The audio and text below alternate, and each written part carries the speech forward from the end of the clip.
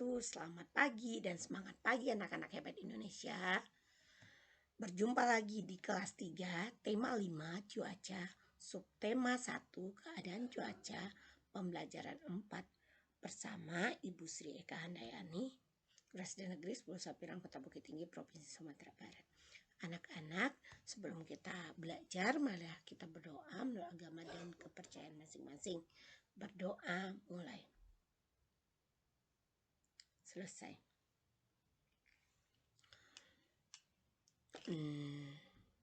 Tujuan pembelajaran kita hari ini adalah anak-anak ibu. Tujuan pembelajaran kita 1. Kata-kata khusus tentang keadaan cuaca. 2. Bersatu dalam keberagaman. Kata-kata khusus tentang keadaan cuaca. Kata-kata khusus tentang keadaan cuaca. Informasi dapat kita tuliskan dalam bentuk teks dengan tema tertentu. Setiap tema yang kita tuliskan informasinya pasti memiliki kata khusus. Kata khusus merupakan istilah yang maknanya berkaitan erat dengan tema dan informasi dalam teks. Makna kata khusus dapat dipahami dengan cara banyak membaca teks dengan tema yang sama. Dengan begitu, kamu akan memahami bagaimana kata khusus digunakan.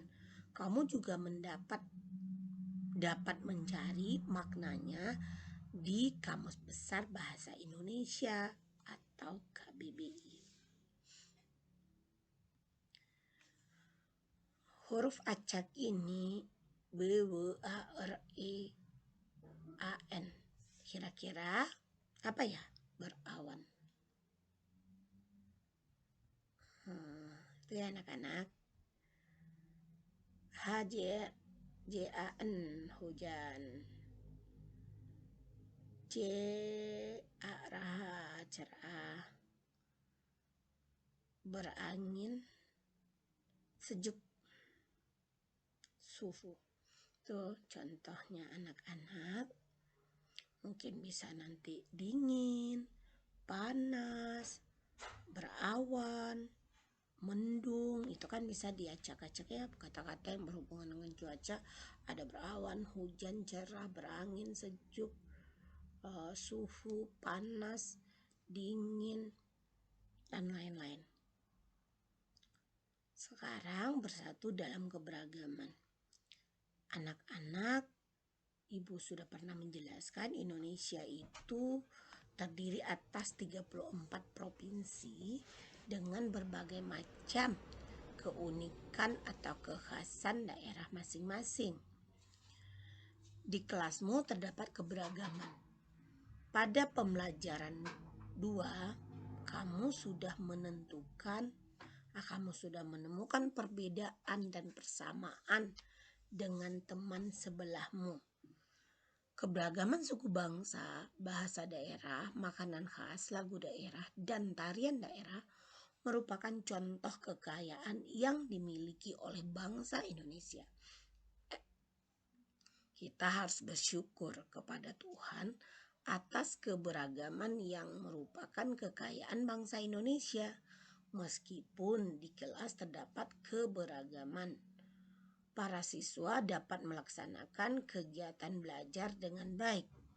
Para siswa bergembira dapat bermain bersama. Dalam belajar bersama dapat mengerjakan tugas kelompok dengan penuh tanggung jawab. Semua itu karena semua siswa menyadari bahwa akan pentingnya persatuan dalam perbedaan.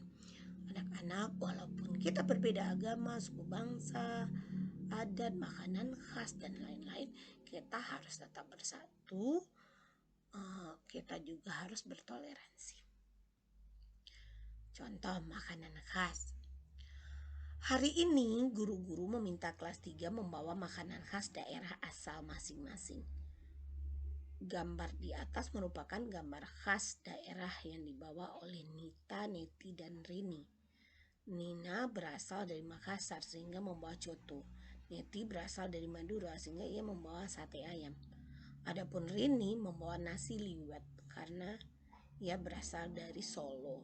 Semua siswa saling mencicipi makanan khas yang dibawa oleh masing-masing anak. Mereka menghargai makanan khas di daerah lain. Mereka menjadi tahu bahwa setiap daerah dan suku bangsa memiliki makanan khas.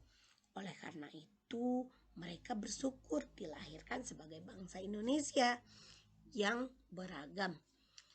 Anak-anak ibu coto misalkan dari Makassar, sate ayam Madura dari Madura ya, nasi liwet dari Solo, empek-empek dari Palembang, gudeg dari Jogja, rendang dari Padang, arsik Sumatera Utara, berbagai macam makanan daerah ya yang ada di daerah masing-masing. Semua itu beragam, kita harus menghargainya gitu. Ada juga dari Bangka lempah kuning, seperti itu contohnya. Mungkin anak ibu nanti juga akan bisa membuat poster tentang pakaian adat, makanan khas dan lain-lain. Pokoknya Indonesia itu beragam. Dengan keberagaman yang ada, wajibnya kita harus bersatu. Proses terjadinya hujan. Banyak peristiwa alam yang terjadi di permukaan bumi. Peristiwa ini bisa terjadi secara alami, bisa juga terjadi secara buatan. Salah satunya adalah hujan. Berikut ini ada penjelasannya. Di langit yang tinggi, uap air mengalami proses pemadatan atau kondensasi, sehingga membentuk awan. Udara yang bergerak dan awan-awan saling bertemu lalu membesar menuju langit yang suhunya rendah, sehingga akhirnya membentuk butiran-butiran es dan air. Oleh karena berat dan tidak mampu ditopang oleh angin, butiran air atau es tersebut jatuh ke bumi. Jika suhu udara semakin tinggi, es atau salju yang terbentuk di awan akan mencair menjadi air. Tapi jika suhu sangat rendah, maka akan turun tetap sebagai salju yang kecil-kecil gitu ya. Tapi kalau udah turun ke bumi tidak nampak bagi kita. Air hujan jatuh di permukaan bumi, sebagian meresap dalam lapisan tanah melalui pori-pori tanah menjadi air tanah yang disebut infiltrasi. Selanjutnya mengalir ke permukaan bumi melalui sungai yang disebut runoff. Ada juga yang bertahan di dedaunan tumbuhan yang disebut intersepsi, dan ada juga yang langsung jatuh ke laut. Air yang meresap ke dalam tanah inilah yang kebanyakan digunakan oleh manusia. Namun jika air tersebut harus diolah terlebih dahulu hingga air bisa dikonsumsi. Ya, prosesnya misalkan pertama air yang turun itu kembali ke air laut, terjadi penguapan atau evaporasi, terbentuklah awan-awan, terbentuk uap di awan. Awan itu membawa angin dan menjadi awan lebih besar, bergumpal jadi awan yang hitam, lalu turunlah hujan. Hujan itu turun, kembali lagi ke air laut, begitu seterusnya ya anak-anak. Semoga anak-anak ibu paham. Terima kasih. Sampai jumpa di pembelajaran 5. Jangan lupa anak-anak ibu setelah belajar ini kerjakan soal-soal yang ada di link soalnya. Sekian, tetap semangat. Mungkin anak ibu udah ada yang mulai sekolah, ada juga anak ibu yang masih di rumah. Semoga pembelajaran hari ini bermanfaat. Assalamualaikum warahmatullahi wabarakatuh. Subscribe, like, share.